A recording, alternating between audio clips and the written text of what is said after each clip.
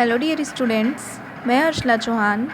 आज का मेरा लेक्चर बीएससी फर्स्ट ईयर के लिए है, जिसमें हम फर्स्ट पेपर की यूनिट 3 का एक टॉपिक हुक्स लॉ, हुक का नियम देखेंगे कि इसका स्टेटमेंट क्या है। In 1679 Robert Hooke's pronounced a law on the basis of his experimental observation on elastic bodies. The law states that within the limit of elasticity, the strain produced in a body is directly proportional to the stress applied on it. इसका statement ये बताता है कि यदि हम किसी body पर एक लिमिटेड डिफॉर्मिंग फोर्स अप्लाई करते हैं तो उसके बाद वो बॉडी की लेंथ, वॉल्यूम और शेप में चेंजेस होता है, बट लिमिटेड डिफॉर्मिंग फोर्स के कारण वो बॉडी अपनी पुरानी कंडीशन में वापस आ जाती है। और इस कंडीशन में हमारे पास रीस्टोरिंग और डिफॉर्मिंग फोर्स अप्लाई होते हैं। देन इट मीन्स उसमें जो स्ट्रेस प्रोड्यूस होता है वो प्रोड्यूस उस स्ट्रेन के प्रोपोर्शनल होता है। सो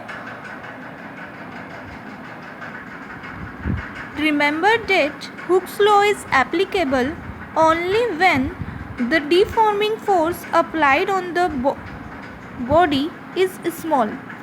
यदि हम बॉडी पर डिफॉर्मिंग फोर्स एक लिमिटेड कंडीशन में अप्लाई करते हैं तो हमारी बॉडी वापस से अपनी पुरानी कंडीशन में आ सकती है, और इस कंडीशन में उस बॉडी का स्ट्रेन और स्ट्रेस एक दूसरे के डायरेक्टली प्रोपोर्शनल होता है।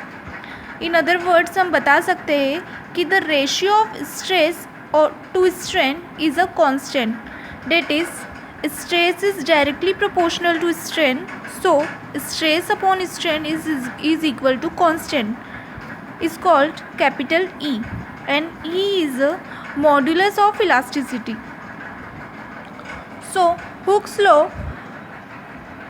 बॉडी के स्ट्रेस और स्ट्रेन में रिलेशन बताता है, और इस कंडीशन से ये क्लियर है कि यदि बॉडी में स्ट्रेन बढ़ती है, मतलब यदि वस्तु विकृत होती है तो उस विकृति के साथ साथ उसका प्रतिबल भी बढ़ता है, या वस्तु में यदि विकृति कम होती है तो उसके साथ साथ उसका प्रतिबल भी कम होता है। ये दोनों एक दूसरे के डायरेक्टली प्रोपोर्शनल होता है। स्ट्रेन के बढ़ने पर स्ट्रेस बढ़ता है और स्ट्रेन के घटने पर स्ट्रेस घटता है।